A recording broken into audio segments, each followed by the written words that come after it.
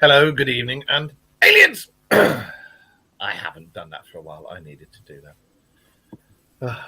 Right. There we go. And there's Mr. Wayne. Is there's Mr. Wayne? Can we hear you? Hello, Mr. Wayne. There you are. Oh, so Oh? there we go. We lagged a bit there. Hang on. Oh, it is lagging a bit, isn't it?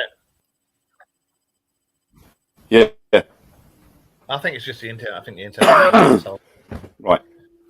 Hello. Hello, ladies and germs. Welcome to the Dark Mirror Show. We are back. It's possible. With more neck than a giraffe. Wayne's frozen again. Oh, there he's unfrozen. Tonight, we're going to talk about something different. I think lately, with some of the things, we've been going off track to what the Dark Mirror is about. Because, as you know yourselves, the Dark Mirror show is about UFOs, USOs, cryptozoology, and the odd conspiracy theory. So I thought we'd go back on track, and tonight we're going to talk about the odd alien abduction and stuff. Betty and Barney Hill, Mr. Travis Walton, and various things like that. And we've even got a 10 signs to show that you may have been abducted. So for anybody out there, and then any of these things resonate with you never know. You may have been abducted. The trouble is after these signs say I've been abducted as well, but I know I haven't, but it will explain why I am the way I am. And also we have a special guest tonight who's in the studio with us now. Mr. Wayne. Mr. Wayne had something happen to him on the way home. I've told him to show me on a doll where he got touched, but he refused to. He said that something has happened to him on the way back from an investigation. There's a time slip. There's 3 holes appeared on his person. There's other people in the car that experienced the same time slip. And there's, 22 minutes of time missing and 25 miles down the road, or the other way around. Like Over to you. 25 minutes, 22 miles. Okay, well, set the scene, set the scenario, and explain to everybody out there in listening land and watching land what happened. Right, here we go. Get prepared for this, guys. We were, Truth Beyond Paranormal, we were filming our last episode down at Woodchester Mansion Saturday night. We approached there, we got there 8:20 in the evening. And we were all standing in the car park having a quick cigarette before we entered the building. And we noticed a strange white light flying over the mansion itself, heading in a northerly direction. And everybody straight away said, it's the International Space Station. Well, unfortunately, the International Space Station doesn't travel in a northwesterly direction. It's more of a southeasterly direction from west to east. It does the wave, and we couldn't understand. And here's a mock-up of what the International Space Station would look like in the sky. And sorry. Roughly travelling at the same speed, or a little bit faster. We chose to ignore it, got on with the night, and around about 2:30, we finished. We got in the car park. We programmed our sat navs for the journey home. My sat nav had said we would arrive back in Colchester at 6 o'clock in the morning, bang on 6 o'clock. So we started our journey. We got onto the M25. Ellen had fallen asleep in the front. Our team members Chloe and Mick were sitting in the back, and we were chatting the event, the investigation all night and various bits and bobs. And the next thing I know, we're approaching the A127 slip road on the M25. And anybody that knows the M25 should sort of like know roughly the northern part of the way that there's a big gap between junction 26 and junction 29, 22 miles. And next minute I know, we're going up the hill past Waltham Abbey, and we're literally facing the slip road for the A127 22 miles later. So we've slipped down the slip road. back under the M25, back up again and onto the A12 to head to Colchester. We got back to Colchester at 25 to 6. Now, we'd already sort of pre-empted what we were going to do. We were going to come up the A11 and along the A120 past Stansted Airport to Colchester because it would be quicker avoiding roadworks. We'd missed all of that. We'd missed the A12 junction. We'd missed the M11 junction. None of us remember being there. Straight away, I started to get a headache, which got stronger and stronger. We got to Chelmsford and Ellen woke up just as we hit the bag up. It was already dead in the road. And we got back home at 25 to 6. 25 minutes earlier than what we should have done. And because of the extra route that we'd taken, should have taken us 10 minutes longer. So we should have got back at 10 past 6. So we're 35 minutes missing there somewhere along the line. Literally got to bed, woke You up didn't an hour roofie and a half yourself, did later. you? Sorry? You didn't roofie yourself, did you? I don't think so. Got up an hour and a half later, felt as right as rain. And for the first time in 6 years, I woke up without a hip or backache, which I've always done every morning without fail. And that's happened for the last 2 days. I've woken up in the morning, no hip ache, no backache, got up right as rain, full of energy. And all day yesterday, I still had the headache until about 3 o'clock. Ellen had also had a headache and at 3 o'clock was violently ill. I spent all day trying to figure out how or why we lost all that time and the distance. I checked on Google Maps on exactly how far we'd travelled without knowing where we were. And it was exactly 22 miles or 25 minutes distance from Waltham Abbey to the junction for the A127, which leads to Southend and Basildon. Yeah. So we were like, right, okay, how have we lost all of that? My headache's gone by 3 o'clock. Ellen's been ill. Still tried to figure it out, chat to a few people, including Mark. And for some unknown reason, everything seemed normal again. And then today I spoke to Chloe and Mick, who were sitting in the back seat. Even they can't remember us going past the M11 junction or the A12 junction. They both just remember being at the 127 from Waltham Abbey. So the three of us that were wide awake in the car cannot remember that 22-mile journey. It's completely blank. And I spoke to my mum about it, and she said, could it have been your sleep apnea? And I said, sleep apnea for 22 miles. I could not have fallen asleep at the wheel of a car at 70 miles an hour for 22 miles. It's physically impossible. So what could it have been? You know, we look at things like the Fae, abduction, something like that. How would three people that are wide awake in a car mysteriously fall asleep and drive 22 miles in 1 second? Well, I mean, it's like we spoke about before the show. The Fae are known for doing dark stuff, but not healing yet what ails you and plonking you down the road further on than you should be. And they were known for taking kids and this, that, and the other. But the Fae also came from elsewhere, like our visitors do. But I don't think so. In a sense, that is quite disturbing. Well, it is quite disturbing, quite a serious thing, because it's left four people wondering what the hell happened. Yeah, and there's also the three dots that have appeared on your leg, the three puncture marks. Yes, I discovered late last night that I had 3 marks on my leg which weren't there before, and I've checked, and they are not bite marks because they're not raised.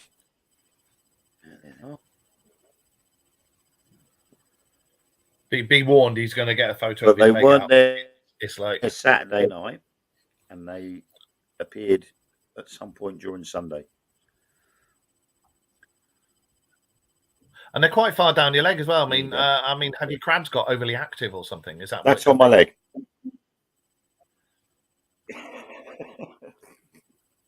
It does look, doesn't it? It looks like a thing with like 3 needles, and somebody's gone, do you know what? Ugh! And taken a sample. Well, I mean, at some point during the day yesterday, if I could have scratched it, so that might have opened it up a bit. But normally, if you get a bite, I know my body reacts to being bitten. And if I get a mosquito bite or a flea bite off the cats or something like that, even a spider bite, my leg will swell up quite a bit, and there'll be quite a raised bite mark. That's why you've been trying to get bitten in the penis by mosquitoes for so long, isn't it?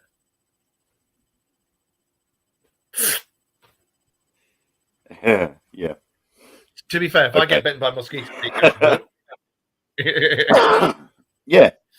If I get bitten by a bug, wherever I've been bitten puffs up. But that when we went to Rendlesham, you got bitten, didn't you? And it all. Yeah. Exactly. Whenever I get bitten, it always raises up, and I end up putting Amphosan on to try and calm it down. To be fair, if I get bitten somewhere, that nearly always raises up anyway. It does sound very, very similar to a lot of abduction cases, and the fact that there was 4 of you in the car, 1 was asleep, and has anyone else got any marks anywhere? Well, I'm Mark. No. Nobody else, just you, the driver. I'm the only one that's got any marks. It does seem you've got the missing time, you've got the distance travelled, you've got the fact that all of you were talking and none of you know anything about this. None of you whatsoever know anything about the time, the distance, or anything, and you were all, what the fuck? You've now got those marks. You've gone past Waltham Abbey, which has had a plethora of UFO sightings, and it's had some recently as well. And you saw one when you were on the investigation as well, didn't you? There was a UFO went over that you described just now. It's very similar, especially reminiscent of the Betty and Barney Hill case. Yep. And that's they had very. I mean, obviously, with this line of work, Hi, Drew. Hi, Nicola. I think, well, some people out there might be going, "Oh, right, yeah, okay, this could be this and this could be that," and oh, yeah, you're just putting this on. And I'm like, no, because we are serious investigators. We're not doing it for the fun of it. We're doing it because we enjoy the hunt as such. And I've had it happen to me before, where I have missed sections of a journey, and I've just put it down to, I must have been tired, because it's just been me. I've been on my own, so I can't prove anything otherwise. To be fair, I get that sometimes. 2 other people in the car that are wide awake. Yeah, 2 other people in the car that are wide awake and actually having a conversation with you. You're talking, so you haven't got that risk before. And that's the thing. That's the thing. If you've been on your own, and your body is physically doing something. Yeah, if you've been on your own, that's because you know. There was one other thing as well. Go on. There was one other thing as well. Was the radio that was playing in the car? Oh, the radio is set to Heart FM, and the radio will tune into the Heart FM signal only.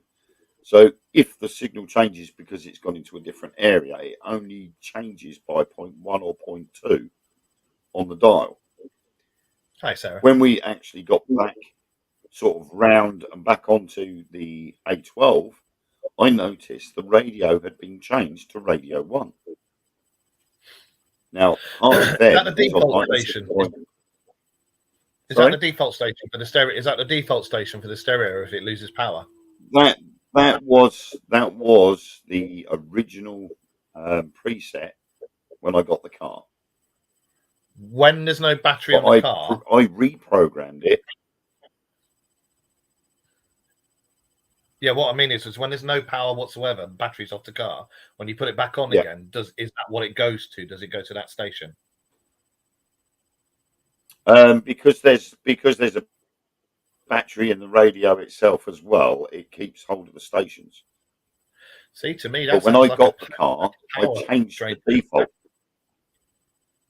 I changed the default. Radio 1, when I bought the car, was on preset number 1. And then it was just random shit on the other 7. So I purposely changed it to Heart FM and reprogrammed it so that number 1 was the preset for Heart FM. So then when we got back on the A12, I noticed it was set on Radio 1, which is about 2.4 on the dial higher than Heart FM. I didn't change the station. Helen was still asleep, so she didn't change the station.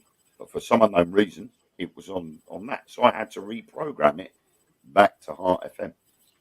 So you've got the missing time, you've got the distance traveled, So you've who got messed with the electric? yeah, you've got to me what sounds like a total wipe of the electrics, everything going off and then coming back on again. Because that sounds like even the battery in the stereo has just gone and then come back, and it's put it back to the default setting on the stereo. That's why I was asking. It sounds very, very similar to a lot of abductions where people have been in cars. It sounds very, very similar. Not wait, right. Just for those of you watching, and hang on, just 1 second, mate. For those of you watching, this isn't. We haven't gone. Oh, let's make up a. This is literally Wayne came to me in a week and said, "You're never going to guess what's fucking happened." And I was like, "What?" And he told me this, and I went, "Really?" Well, funnily enough, I was going to talk about alien abductions and stuff this week, so let's talk about it.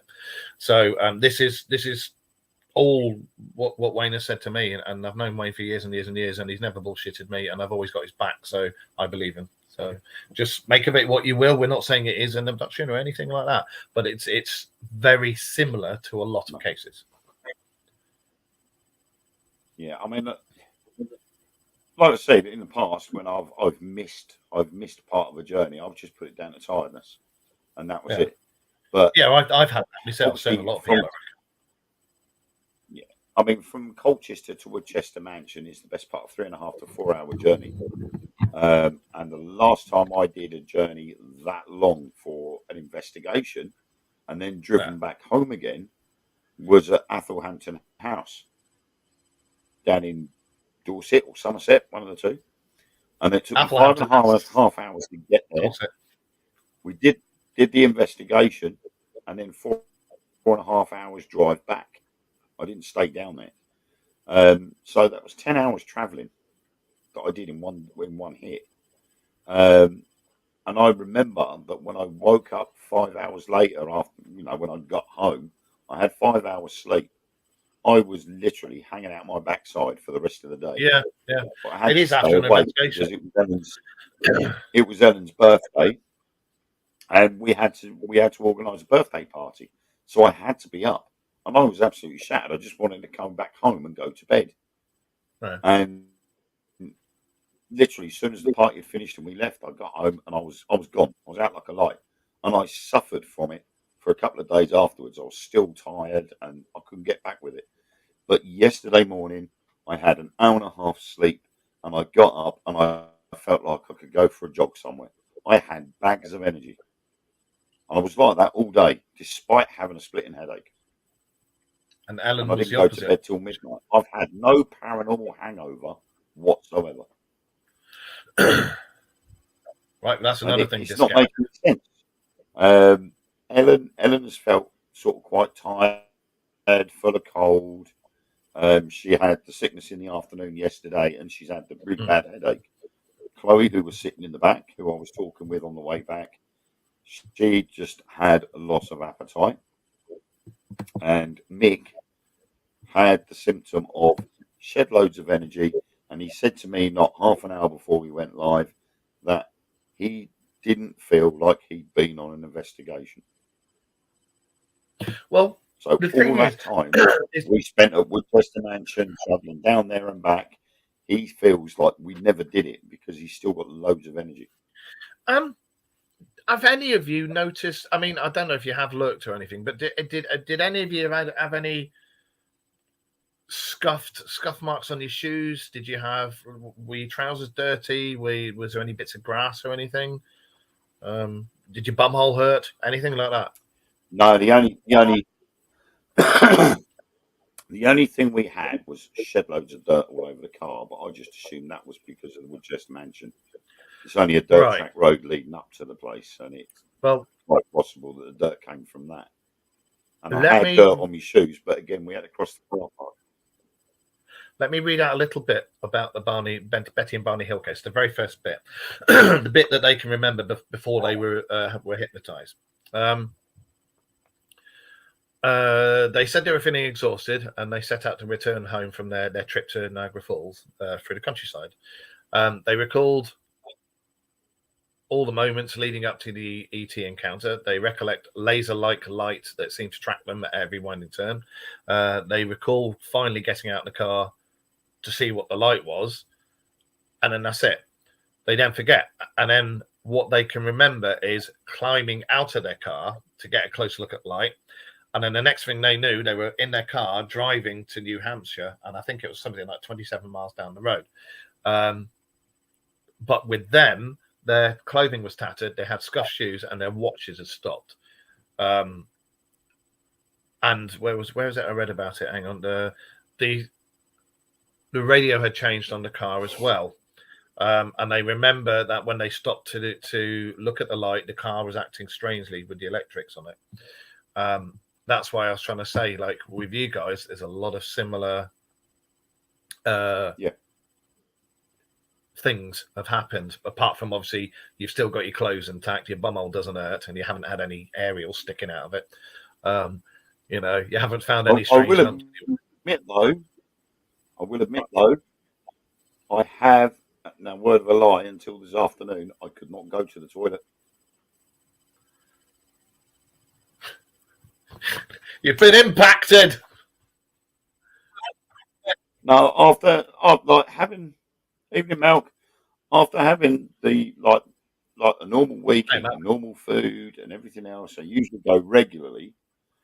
We stopped at the services on the way down there, and I had the Aberdeen Angus double steakhouse, big old burger with the chips and a drink. We'd had snacks and that while we were in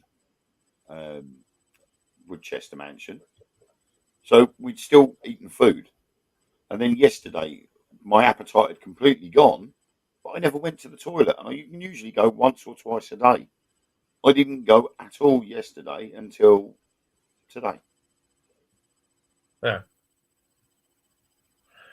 And without being rude, when you did, was it a bowling ball? To start off with, it was. No, so I'm trying to do it delicately. I know it sounds gross, but I was fairly constipated the first time. Right, without trying to sound gross, could something have gone up and impacted and pushed things back?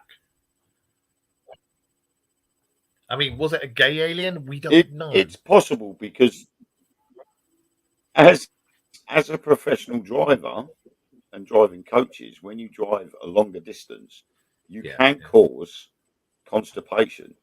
So it ends up acting as a plug, basically. Yeah. But I've never had that situation from a 4-hour journey. Never had that before in a 4-hour journey.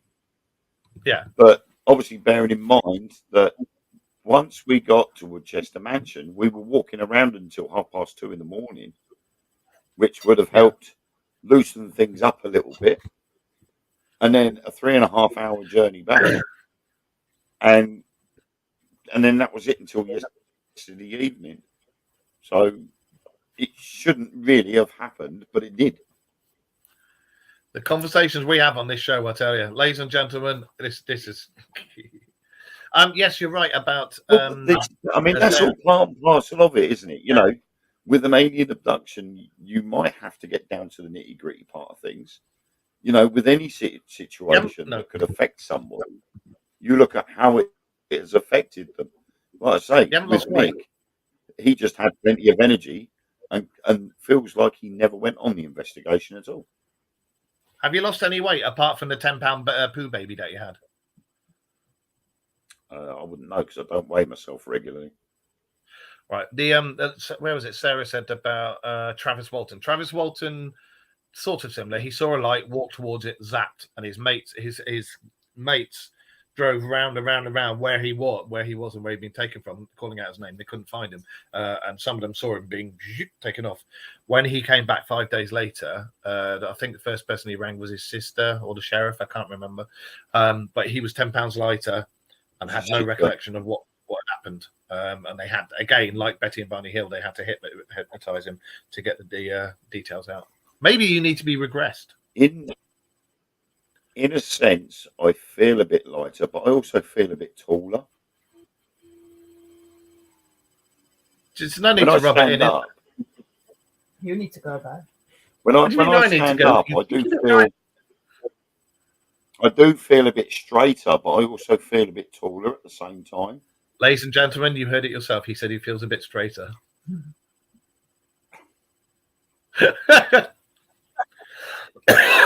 Don't make me laugh, for God's sake. Yeah, I say. Hi, Eric, you're right. Let me get me Violet LeBonc wig out. No, Rachel said I need to get it because I'm short. Well, but I'll tell you what. Like I say, it's weird because I woke up yesterday morning. I didn't have a backache and my hips didn't hurt, and that is something that hasn't happened in 6 years. And I've had a bad back since 2000, and every morning throughout the day, if I walk for too much or I sit down for too long, my back starts hurting. And then obviously about 7, maybe 8 years ago, it started to affect me hips. And then 6 years ago, I started waking up in the morning and my hips would always be hurting due to how I was laying at night. This morning and yesterday morning, I've woken up and I've been as right as rain. My hips and my back have not hurt at all, not one iota. And nobody else has got any holes. Nobody else has got any aches. It's a nice thing, and that's the worst part of it. Sorry? Nobody else has got any unexplained wounds or soreness or anything like that. Just yourself. No, the only other person that's been affected by it, the worst, is being Ellen, because Ellen had the headache as well. The other two didn't, but Ellen was also violently sick at about 3 o'clock yesterday afternoon, and there was no reason for her to be sick. She just went into the bathroom and upchucked, and that was it. And the others are all right, but they've all got the same missing time and distance, and like, what the hell happened there? Yeah, they've all agreed with me that we've missed time somewhere along the line. They don't remember what the M11 junction. They don't remember the A12 junction. They just remember me going, "What the fucking hell are we doing here? This is the 127. This is going to Southend and Basildon." So we then automatically came off the M25, underneath it, back on the M25, and then along to the next junction, which is only about quarter of a mile, half a mile from the A12 to the A127. So we travelled that extra mile to double back on ourselves to go on to the A12. Were you on the M25? We were on the M25. Otherwise known as the road. But Mick and Chloe do not remember seeing the M11 junction or the A12 junction. We'd gone completely past it. Well, obviously, as you know, they turned the lights off. Yeah. Except for at the junctions. Yeah. So you would remember seeing all those lights, especially the M11 and the A12 junction. There's lights everywhere. You wouldn't be able to miss them, but we did. And then next minute we know we're coming out the other side of the A12 junction, looking at the sign for the 127. So, and with Chloe and Mick, all Chloe had was a loss of appetite, and Mick confirmed that he felt like he hadn't even been on an investigation. He was like me. He had plenty of energy but felt like he hadn't been anywhere. For those of you who are watching and wondering why that's a big deal, I do investigating as well. And normally, because I live in Yorkshire, for me to do an investigation, everybody, all my friends and everybody, they all bloody well live down south. So I have to go down south to do the investigations. By the time you've done it, if it's been a good night, you do get drained because sometimes the whatever's there will use your energy without your bloody permission. And then when you come back, by the time you've done all the driving, done all that and that, you're knackered. And the next day you'll have what's called a paranormal hangover, which for those of you who are properly in the paranormal world, you'll know exactly what I'm talking about, and it sucks. So, and I know that every time Wayne's gone on an investigation, he's because we yap all the time, and he's always going, I'm bloody knackered, or I need it, or I'm going to go and have a kip, or I've got a paranormal hangover. And for him to turn around and go, I'm sprightly, that's wrong. Because I mean, he's a bit of an old fart, you know. He normally, you know, he'll sit back and he'll fall asleep, and you go, bring me my pipe and slippers, Ellen. You know, so this is unusual. It is very unusual. I mean, I only had an hour and a half sleep. Well, that is very strange. And to go for an hour and a half sleep and then be up all day until midnight, you know, so it's either that or are you back? Are you exactly? That should have affected me under normal circumstances. That would have affected me big time, and I would have been in bed by 9 o'clock. But for some unknown reason, I took Tamsin to a birthday party, and I was running around with her on a playground for a couple of hours. I then got back, and we were sorting out with the kids. We were doing the dinner and everything else, and then we sat here playing games on our phones until midnight. And we're just like, "Hang on, we should be in bed. This isn't right. We should be doing this." And yet, I was wide awake. I should have been asleep. When you guys did the investigation, did you by any chance make an impromptu pizza in the wild and sprinkle wild mushrooms on it? No. So you didn't have a mushroom pizza? Well, okay, well that explains that. We did. There you go, guys. Did laugh at a cow. You laughed at a cow? Was that before or after the pizza? Was that before or after the pizza? Yeah. There was a poor cow in the field at the back, and it had a bloated stomach. So we reckon it might have been a bit of methane exposure. In that case, sorry, I'm eating a spring roll. Shall we do the top? Shall we do the signs that you've been abducted by aliens? Yeah? Yeah, go on. Now, for any of you watching or listening to this, these apparently are some signs that could say you've been abducted by aliens. Me, slightly skeptical about these signs, but you know, it could also be the signs of just a hell of a good night out. But we'll do them. Wayne, do you want to read the top one?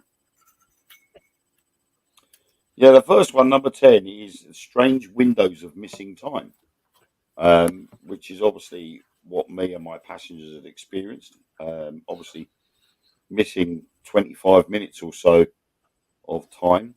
Perhaps the biggest indicator of any alien abduction is the sudden realization of missing time. These windows can last from a few minutes to up to several hours, and quite often those suffering from these disturbing episodes turn to hypnotic regression to unlock these repressed memories. Incidentally, the use of such techniques divides opinion even in the UFO community. Many skeptics suggest that the results achieved under hypnosis are unreliable. Some even claim that they are simply cases of the witness being led by the person performing the session. We should also note, though, that many others believe hypnotic regression to be very credible, and what's more, it is used often for various reasons outside the UFO circles. Obviously, the longer the amount of time a person can't account for, the more unnerved they feel. That edginess then turns to constant anxiety, and that is where we'll turn our attention to with Mark. See, I've got a couple of things with regression that I've heard, and I'm not sure if it's real or not. I've heard that if you get regressed, if you've already got a preconceived idea in your head about, like, if they're trying to regress and find out who you were previous life, that if you've already if you've already got every single time I'm doing the show. Look, hang on.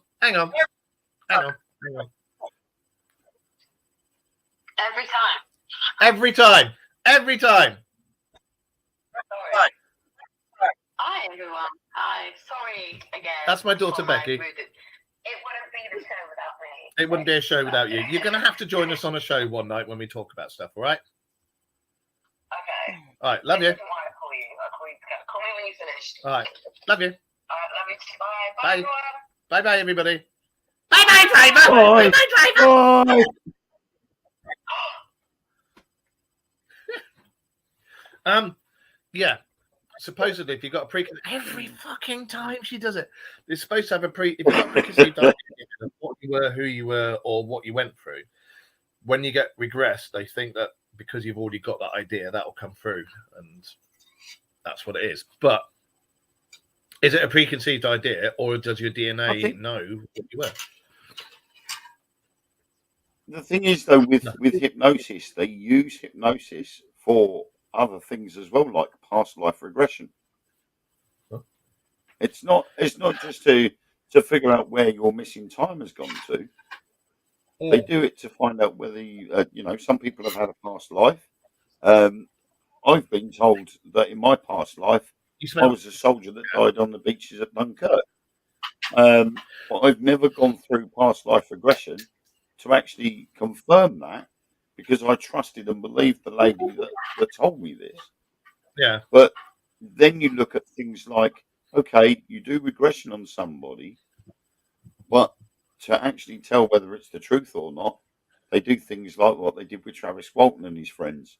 You have a polygraph test, the good old lie detector test. There was only one who didn't. Those were confirmed. Oh, I think it was the one that they first accused of apparently murdering him, refused to do it, didn't he? That's right. And then eventually the others did, and they all passed. Yeah. So if you have regression and then have the polygraph, that would confirm whether what they said during regression would be true or not. Well, it's like what you were saying. I mean, So regression is used you'd have by something else to back it up. Well, regression is used by police in a lot of murder cases, rape cases, this, that, and the other, in various places around the world. Like you said about Dunkirk and stuff. I've been told that I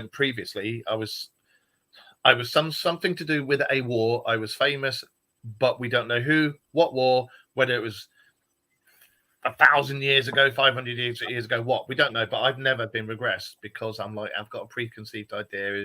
Is that going to come through? However, I've seen regression done on people who don't have any preconceived ideas, and I've seen it done properly. I've been there, and they're not being led by the hypnotist or anything, and they come out with all this stuff, and some of it's what the fuck, and these people are like people who wouldn't ever come out with stuff like this, So there's something to be said for it. Yeah, I'd love to get Travis Walton on the show. The thing is, I really like the guy, and the thing about him is, the reason I think he really happened and he's credible is because for years and years and years he did not talk about it. He didn't want to make money from it. He just stayed away from it. And it's normally the ones who straight away go, "Oh my God, I'm going to write a book," and it's that always makes me go, I mean, yeah, and this is the problem I'm faced with, because obviously I write my books. I'm already in the paranormal community. So, it's a case of how many people out there are going to go, he's just doing this to sort of promote himself or his books or the Dark Mirror radio show or Truth Beyond Paranormal. That's not the reason why I'm doing it. The reason why I'm coming forward is because it's an experience that me and 3 other people had that we can't explain, and I'm not scared to come forward and say it. Being a paranormal investigator leaves you to be ridiculed by certain people in communities anyway. So regardless of whether I come out with and say, there's this, I mean, I haven't come out and gone straight away, I got abducted by aliens. All I've said is the 4 of us are traveling in a car and we've lost 22 miles and 25 minutes of time. We haven't got a clue where. And that's it. And so I will always stick by what's happened. It's like you said, we're in the paranormal community, and I'm the alien guy, so it should have fucking happened to me, you bastard.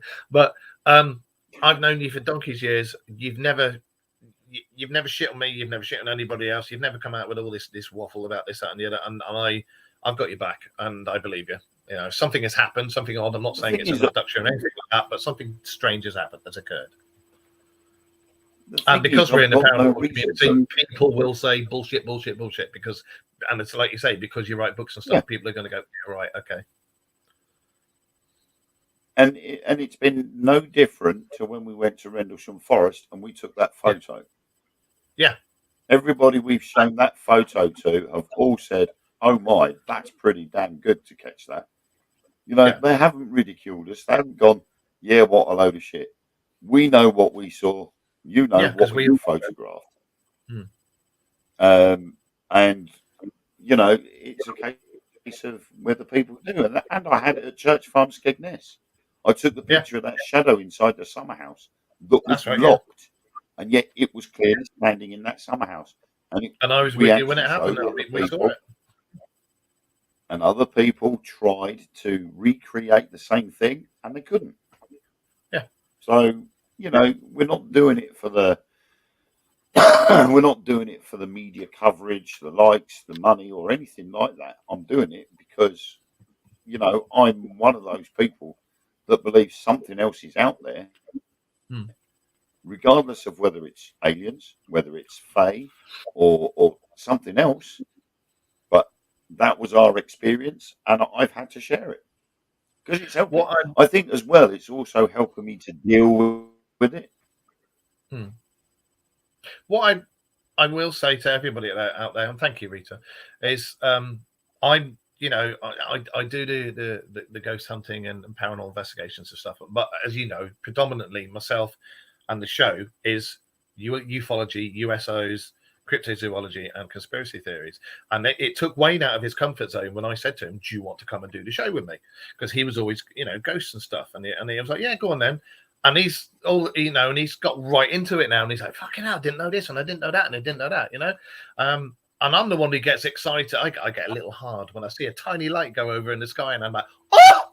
You know, my nipples get erect and everything. And now Wayne goes like that as well. He sees a light in the sky and goes, "Boom!" So you know, we don't do you know yourselves, when we do the show, we call out bullshit. We call out people who make things up. We call out bollocks, like Huff. When somebody famous dies and he goes the same fucking night and says, "Oh, I spoke to them through my spirit box." Charlatans like that, fakes, bullshit. We call them all out. I haven't had an experience like this, and I'm not. And it, you know, as you guys know, I'm the alien guy. If anybody was going to come out with something like this, it'd be me. But on this show, we don't lie. We don't make things up. We literally we research everything before we do it.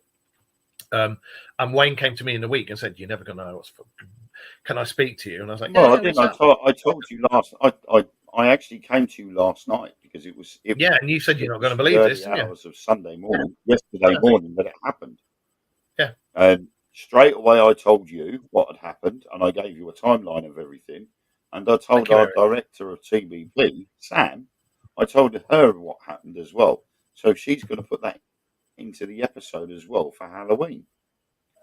So, you know, it's an experience that I had to say something straight away because I don't want to sit on anything. It had to be put out there straight away because you can't I also sit on believe that over a course of time, something like that's happened could change. And you don't want it. You don't want anything to change, and it's a case of remembering. So it's writing it all down in a timeline, which I've done. Report. I asked you to so do I can remember exactly what happened where, and it helps me to deal with it. So, like I say, dude, I believe you, and you sent me the report as well, so I'm keeping that. Right, where were we? Right, signs. Signs that you may have been abducted by aliens. A sudden feeling of anxiety is often recalled by people who discover that they have been abducted by aliens. And what's more, I got another one in. This panic state often results in other issues. For example, many have a sudden feeling of having to be ready to go on the run at any moment. They don't. and they don't know who or why they're running and what they're running away from or anything. And it's worth perhaps noting that the Betty and Barney Hill case, before regression, the same as a lot of other people,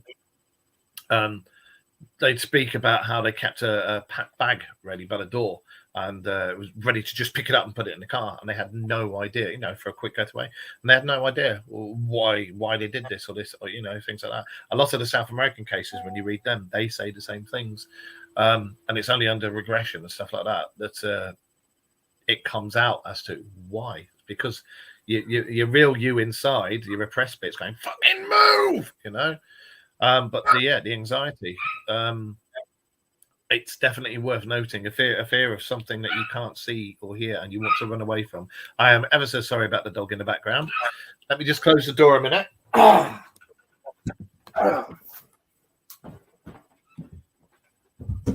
And then he disappeared. I had to close the door because there was a dog barking. Right. So yeah, there's the anxiety.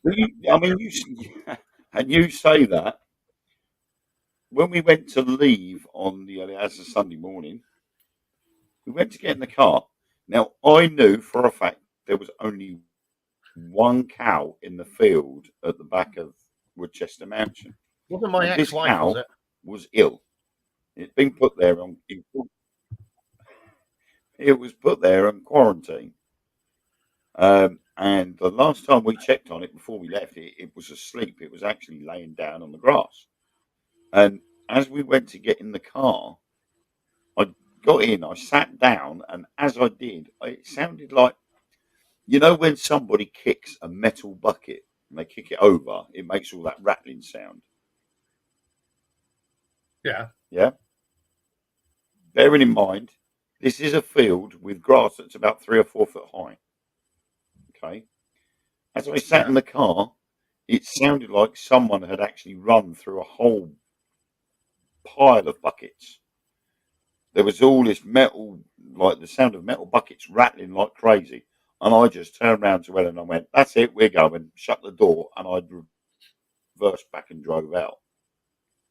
We were the last ones in the car park. The guy that runs the paranormal stuff up there, Marcus and Sam, had already gone further ahead up the driveway.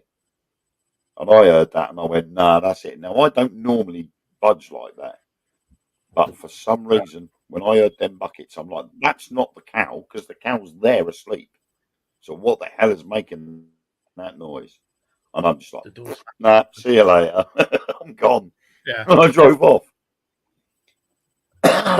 So I don't know what that was, but that be the anxiety side of things coming in. You hear something and straight away you're like, "Nah, something weren't right." But the guy that does the events down there, Chris, he did say that there has been UFO sightings in that area before. So I don't know. Was it something walking around watching us? I don't know, but it certainly kicked up a bit of anxiety there when that happened. Something has occurred. Well, I'll let you read number 8.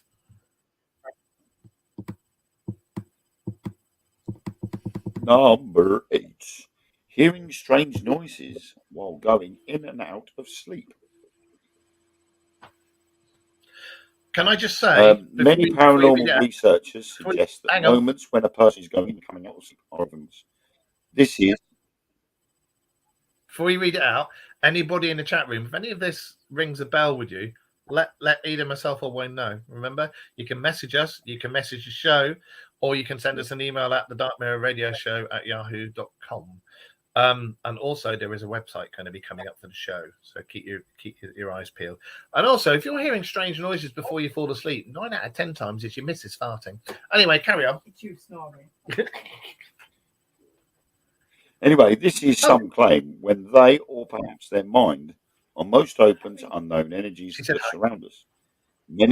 Many abductees have reported hearing the chatter and whispers of these strange entities during this time. These little understood moments, even today, are the subject of debate. As far as alien abductions are concerned, Though some researchers believe that these sounds are actually the last memories of the conscious mind, perhaps it was recalling the beginning or the end of an alien abduction incident. For example, many people report hearing a strange machine-like buzzing during these moments, which is what I had Sunday morning. Might these sounds be of a genuine alien aircraft? Other sounds include metallic tapping noises, and perhaps most unsettling, the constant sound of strange voices speaking in an equally strange language. Such notions are nothing more than speculation. However, many who claim alien abduction often mention such details, and that means we surely can't ignore it completely. I asked you, The- didn't I? Actually, I asked, my when you were recounting what had happened, I said to you, didn't I? Did you hear any strange buzzing or like white noise or anything like that? And what was it you said? there was a funny noise coming out of the stereo in amongst the radio chatter. Yeah. And I've had can only suggest it's like a faint tinnitus in my ears, faint ringing. Yeah. And that's another sign. So, you know, Right. Okay. Well, yeah. And here we go. And this applies to you as well. The appearance of unusual markings on your body. Perhaps as much as missing time, another supposed clear indicator of alien abduction is the sudden appearance of strange markings. And by that, I don't mean a weird tattoos after a drunken night out. These are often red dots. You got 3 of those in a line, or squares, and are usually regularly pasted on the body, as if it came from a purposely designed template. That's what I said to you. It looked like 3 needles of an E. Yeah. What's more, these markings are often in particular patterns and not simply a mark or a bruise. I'm Mark. The markings are very similar to branding, and most often these marks fade after several days. So you've noticed it today. Count how many days it takes them to go away. Are these bizarre dots, squares, circles, or other shapes physical proof of an encounter? And do we accept that many people who have made such claims are genuine? I believe a lot of them are. I also believe a lot of them are crackpots. Wayne, you're not a crackpot. And it's certainly an area of intrigue and a detail that can't be missed for study. And a lot of people who've said about these dots and markings and stuff, they found those weird alien chips and things inside them. And also these strange markings often result in the this just says here, in the result of strange pieces of metal buried within the abductee's body. So yeah, and another thing with those bits of metal. Hi, Jacqueline. With those bits of metal that are found, a lot of them I've seen. I can't remember what the program was, but a lot of them I've seen them being taken out. There's a particular surgeon in America who takes them out, and they've been tested, and they're nothing. Then it's not known to Earth. It's no known compound or alloy or anything to Earth. So very unusual. Have you got any strange lumps anywhere, young man? I haven't discovered them yet, but I've got the markings. Well, run a metal detector over it. Run a magnet over it. I was going to say, I'll run a magnet over it. I haven't got a metal detector. I'm again, sorry for the dog in the background. We have a badger. But the thing is, if I hadn't have run my hand down the side of my leg to my knee to scratch my knee, I wouldn't have noticed them. So whereabouts is it on your leg? Until I ran my hand over it. Is it like here? On the, is it? It's on the right like hand side of my. Yeah, just before the knee on the right hand side. On the inside or the outside? Outside. The what? Outside. Outside. Yes. Right. For some reason, he kept cutting out the outfit. Oh, way up. He's going to get his legs out. Way up. Calm yourselves, ladies. Okay. Yeah. Could it have been strap marks from having your legs held down? You know, when they fisted you. Yeah, that bondage session was pretty good.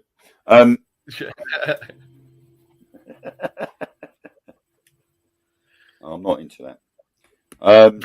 So I mean, and like I say, if I get bitten, I literally come up with the bump. So I should have had 3 bumps. Evening, Irene. But I haven't got the bumps. I literally I can feel the holes.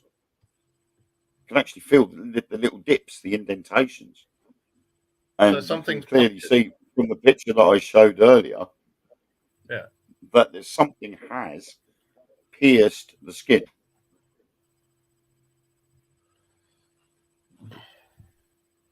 Read out the next one, Macduff. Anyway, waking up in a different place from where you fell asleep. Many people sleepwalk, and they do so for a very variety of reasons. However, many of those who make claims of alien abduction also claim that they often wake up in a different room of the house. And what's more, they are often unclothed or undressed in their clothes, and redressed in their clothes even, but in a chaotic order, as if they'd been dressed by someone who had little idea of how such clothes should be worn. Even stranger, the apparent abductee often wakes to find dirt or soil on their feet, or even with cuts or scratches to their legs or arms. Similar to marking, they may receive from walking outside while being ill dressed to do so. There could be many reasons for these strange accounts. However, once more, when combined with some of the other points on our list, they just might be a concern to some, perhaps especially if they are experienced alongside the details of Mark's next one.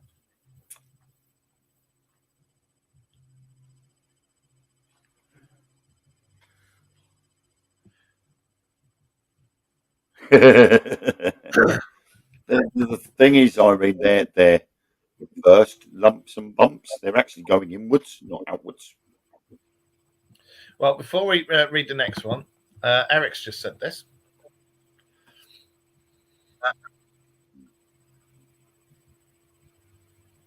Yeah. I normally have that, but that's normally after a session. Right. Let's have a look. Right, you've done waking up in a different place. So let's do intense nightmares leading to insomnia. And that's been recorded in a lot of cases too. But it was only recorded in cases where people had medical experiments and stuff done on them. So everyone has a nightmare from time to time. And it'd be quite strange if we were not to have a bad dream every now and then. I know I do. However, many people who claim to be abductees also claim to begin having extremely intense night terrors. So if you start having bad dreams, log it. In fact, so bad are these dreams that they usually lead to a state of insomnia. And according to many files on the subject, these nightmares usually feature a creature with large eyes, or more intriguing, many witnesses claim that owls haunt these strange and intense dreams.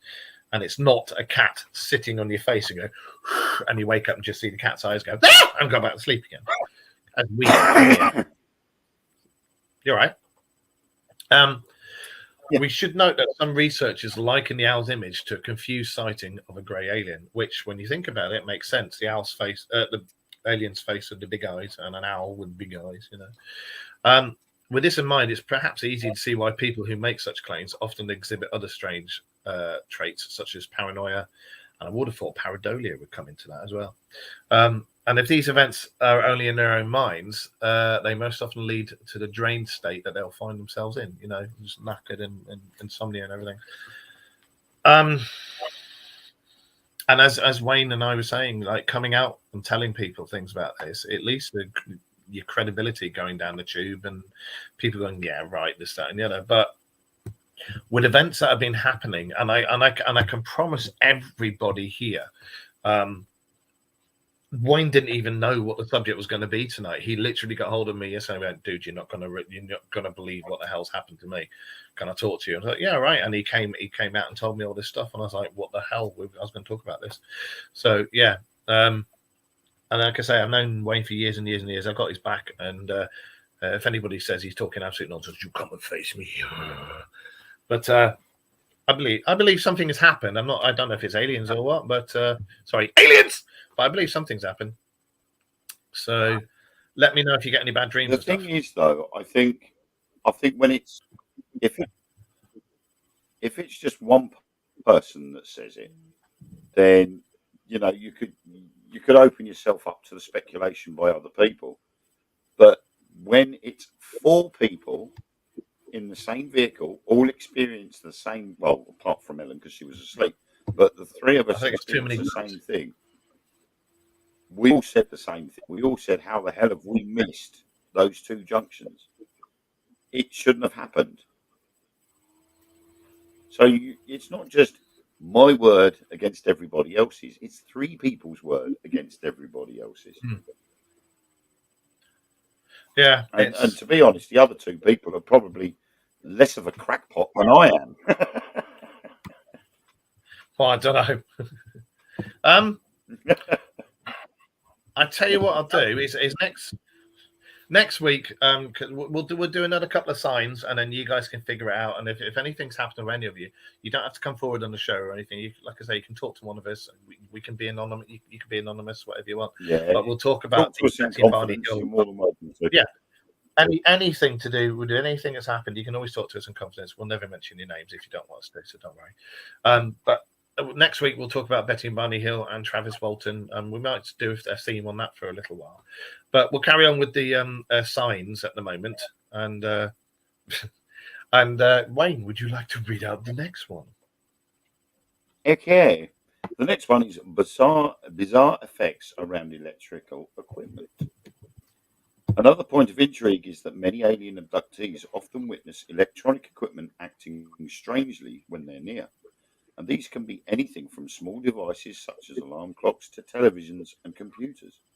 In some extreme cases, these electronic shortages result in small fires. In some cases, abductees claim higher electric bills begin to arrive out of nowhere. Yeah, I don't think that works. As if they were somehow draining the power system at their home. In most cases, a reason for such high usage escapes the energy providers. Perhaps even stranger, many abductees who report such problems also report having a strange and constant buzzing in their ears. Quite often, this buzzing takes place when a device might be acting strangely. Might this suggest a link between the 2? Perhaps some kind of release of electrical energy from the abductee and the respective electrical equipment. There are repeated examples of this type of activity in the files of UFO and alien investigators, particularly those who focus on the claims of alien abduction. There's also, if I remember rightly, the cases of high electricity use and electrical equipment going bang in teenage poltergeist activity, especially one particular case, that German girl, every time she'd walk down a hallway, the lights would explode. So that's also another thing where it happens. I mean, the thing is like you said earlier on, I had been getting the funny buzzing sound in my ears. The stereo in the car was making a funny buzzing noise before we lost time and space. And it was buzzing for a short while after until I changed the radio station back to what it was beforehand. Well, so keep a diary. Keep a little diary and make note of anything odd that happens for the next week or so. Just for the next week or so. Well, what I'll do is obviously I've got the timeline that I sent you. I've got that already on file, so I'll just add to it, and then I'll whisk it over to you. Yeah, all right, mate. And hiya, Josh. Josh is actually here, joined us tonight as well. Nice to see you again, mate. There's only 3 things left. Shall we read these out quickly? I'll tell you one thing though. We do definitely have a lag somewhere. Going on about electronic equipment being weird.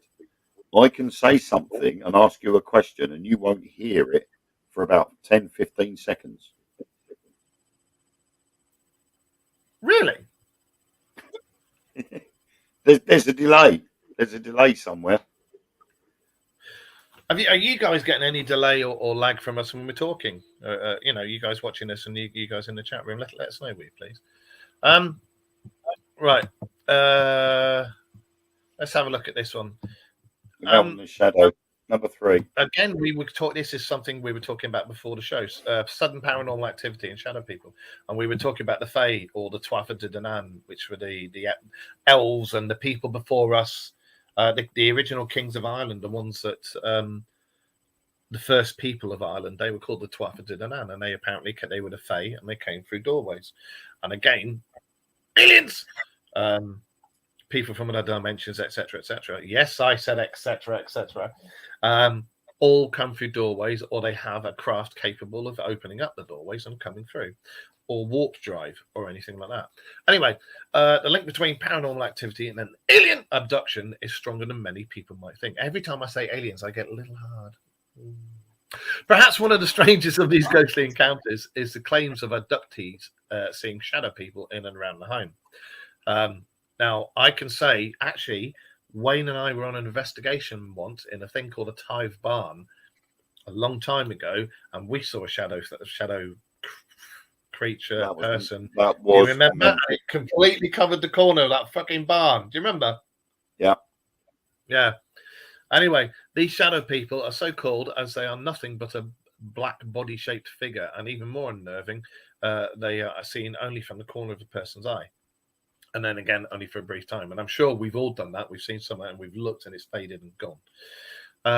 Could these alien entities could they be alien entities moving around a person's home? Could they be weak spots, places in time, certain times of the year where the veils are thin? Because I do believe that when it's certain times of the year, certain places, you get thinner veils and things can be seen. Is it aliens using cloaking technology? Are they keeping an eye on the people that they've probed? Or might alien abduction be a different type of? Might it be a paranormal experience rather than a galactic one? And also, other paranormal encounters are reported by abductees, and these include such horrible incidents as fast-moving or fast-forming fogs or mists out of nowhere.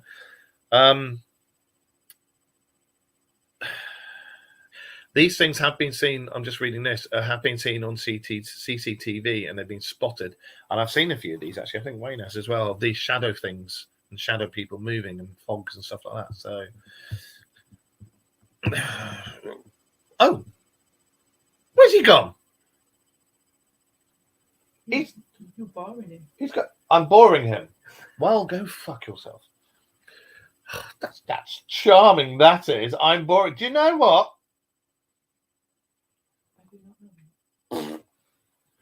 Apparently he's going to be back. I don't know where he's gone, but he's going to be back. So that's another thing.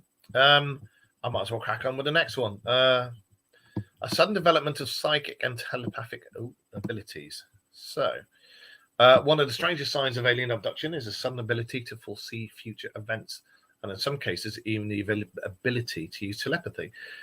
There are various theories as to why this might be, not least that such strange events might result in channels opening in the brain that have previously been shut off. And when you think about it, 75, I think is it 75 or 70% of the brain we don't use it because it's just closed off. And I think that's why we get people with telekinesis and all sorts of weird and wonderful abilities, and people who can, empaths, telepaths,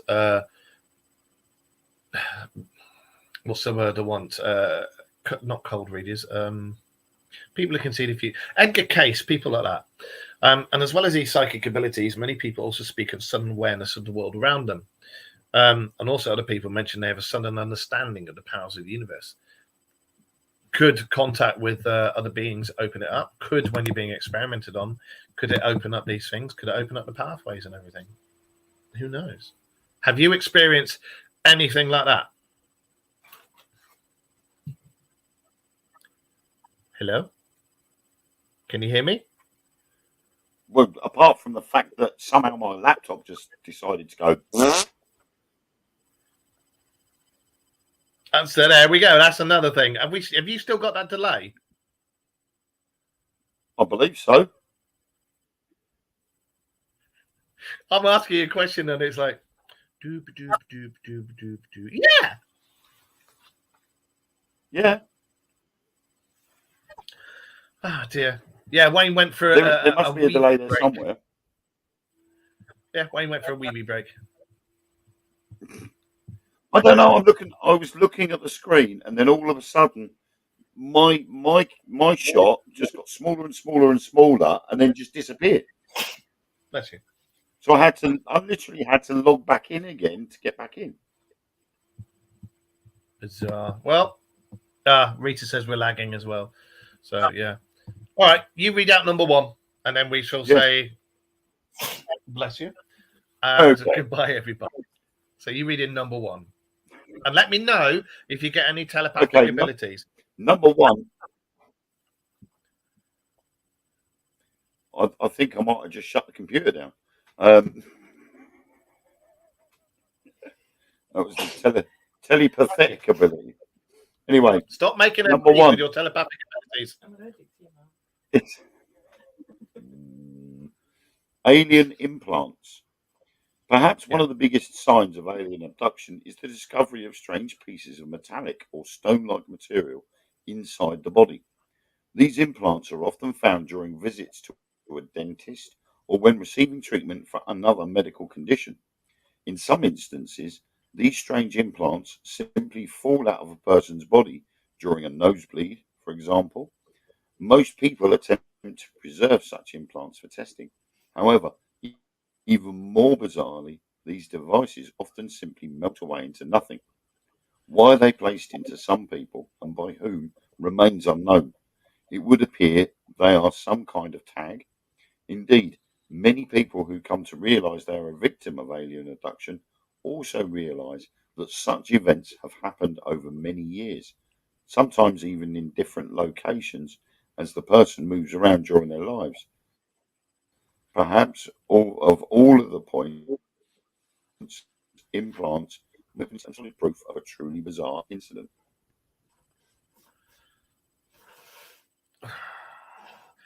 I think for next week I'm going to get some stuff up about implants because I find the implants thing quite fascinating.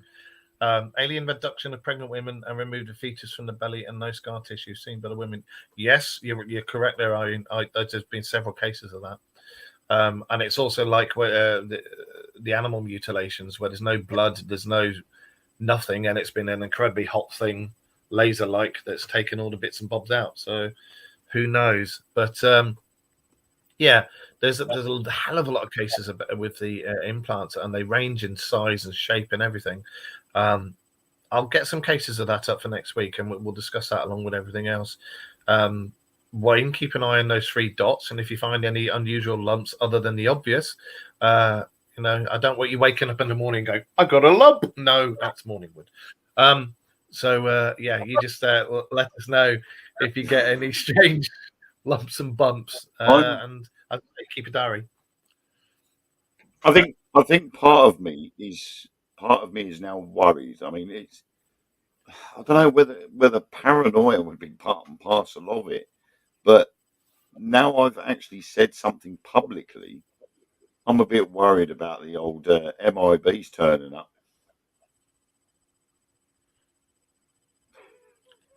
Well, if you do, make sure you film it. Do it as a Facebook Live and fucking message me straight away. Mark, look. I think I'll have to. Yeah, I have to let them know I'm filming them first, of course. Maybe they're the ones from Rendlesham Forest that we saw, the ones who are above us. Maybe they've kept their eye on us the whole bloody time. I don't know. What? Well, we know we were being watched at Rendlesham.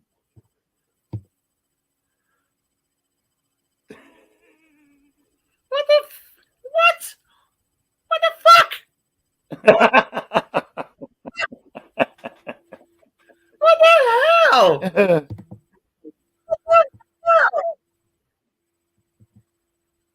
Welcome to the show, Siobhan. Welcome to the show. Join us every week. We talk about all sorts of things on here, but at the moment we're talking about aliens and alien abduction and things like that. And we're going to talk because something has happened to my co-host and best friend here, Wayne. at the weekend. So we're just talking about that. And we're going to carry on the theme next week, and we'll talk about Travis Walton and Betty and Barney Hill, and we'll talk about implants and things like that. We're not your normal paranormal show. There's a lot of laughing and joking and innuendos, and well, in Wayne's case, in his arso, and things like that. So we'll be talking about stuff like that. I don't know whether Wayne has been probed or whether he was pegged. We're not sure. We're just not sure. So you know I'm going to take the piss. You know I'm just going to take the piss.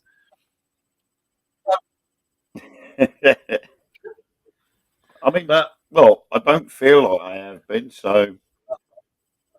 Does it make you feel a bit easier? Although you've spoken about and stuff, the fact that, you know, we can laugh and joke about it, does that ease you off a bit? I do. I feel a bit easier now I've actually spoken about it, but now I've sort of come forward with it. I mean, obviously it's only been 36 hours since it happened. But now I've talked about it publicly, I'm now getting other thoughts about what the possibilities could be. Because obviously, doing what we do, we've read cases and we've read the situations where people have come and said something, and then the dodgy people have turned up and gone, you need to keep your mouth shut, or this will happen. And part of me is going, now, do I believe in the Men in Black? Do I believe in these shadowy people turning up at people's houses? I've seen the video footage of the two guys that turned up in Canada at the hotel and wanted to see the manager, who was off at the time, and rifled through all the paperwork like they were literally turning over the joint. So there is that little slight concern that somebody could turn up and say, you need to keep a bit stum about this. But hey ho, if it happens, it happens. It's a bit late now. I've done it. Well, it's like we've said before. We are on the edge of things being made known public. I think it's got to the point now with the fact that the US Senate have got involved in everything, and the powers that be over there are trying desperately to hide it and not talk about it. But it's got to the point now. Everybody. We all know they're here. We all know they walk among us, and when they have been for a long time. And I mean, perhaps most of us have seen somebody from another planet, but we haven't realized it. Most of us in our lifetime will see spirits, but we don't realize it. You know, and that's a fact. So I don't see why not. We are not the only speck of dirt out in the middle of the cosmos. And anybody who says, I'm sorry, but these religions, all the religions that say we're the only thing intelligent life, my arse are we? You know, there's civilizations out there thousands and thousands of years in advance of us. Look at Mu and Lemuria. Lemuria, the continent that went under the ground. Mu and Lemuria. Mu was they were the residents of Atlantis. They went to war with Lemuria. They were the precursors to us, and that's why all the volcanoes went off and Lemuria slipped underneath the waves. That's why Atlantis went bang. If you read all the scripts, if you read the Emerald Scrolls and you research it properly, you'll find these stories and it'll tell you and explain to it. Now, the people of Mu and the people of Lemuria were supposed to have been here for thousands and thousands and thousands of years, way more than we were, and they were our precursors. We've been here like that. So when you got civilizations that managed to blow themselves up that have been here for damn near millions of years, what's out there on other planets? We're not the only ones out there, guys. Yeah.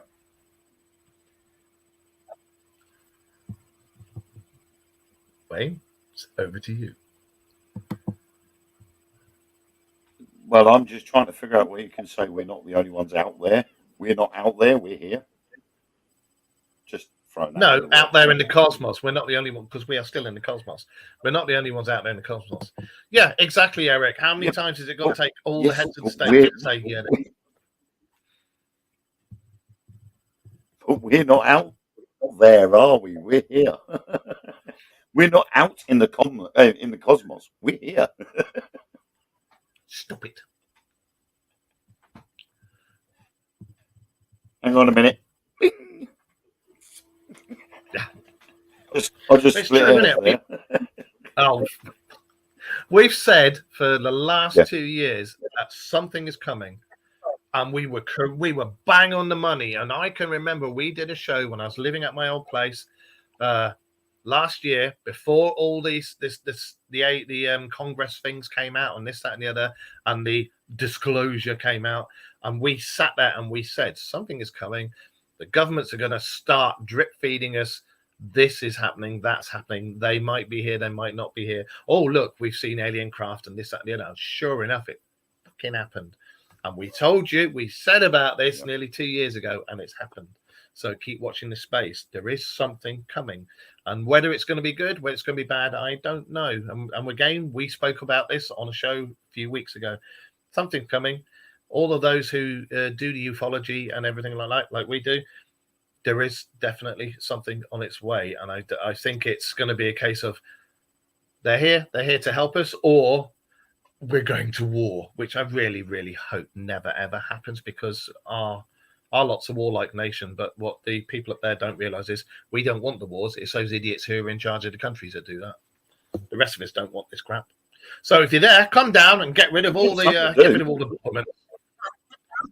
Hey, I think I'm part alien. Look, give us something to do. I reckon that was probing. Maybe that's what happened. I black out and I turn into an alien. As that Wayne probed him, pushed everything back up, fixed his back at the same time, and then put him back in his car.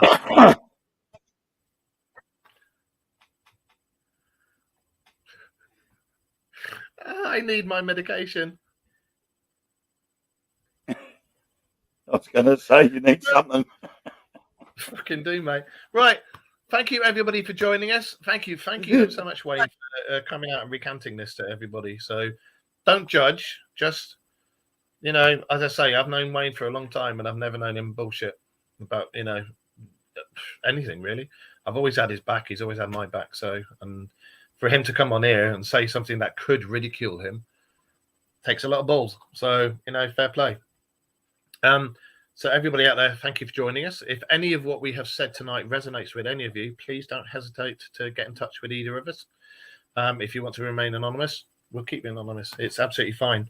But we take everything like this seriously. So we're not going to go and then talk about it all. We take everything like this seriously. So that's why we're here, guys. We spread the truth, and you can tell us the truth. And Wayne, good job. Took a lot to do that. So join us next week, 9:30, Monday. And we'll carry on with this some more, and we'll talk about other cases from around the world. And especially, I'd like to talk about the stuff that's been going on in South America with the face peelers. That's rather interesting. So, Wayne, over to you.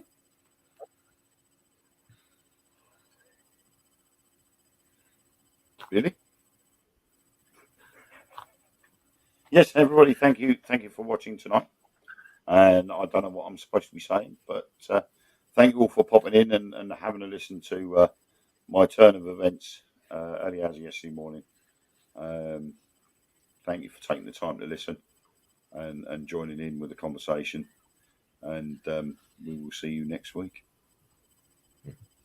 This delay, I hope we don't have this delay next week, because it just makes us look like complete and utter tits. But yeah, thanks for joining us, everybody. There's such a lag. There is such a lag there that I'm waiting for 5 seconds. Yeah. Everybody who's watching us in the week, and everybody who's joined us on all the other networks and in YouTube and on the Things Network and on Simply Spooky Network, thank you. I hope you enjoyed the show. Every Monday night, we are on Facebook, YouTube, the Things Network, and Simply Spooky Network, 9:30 at night GMT.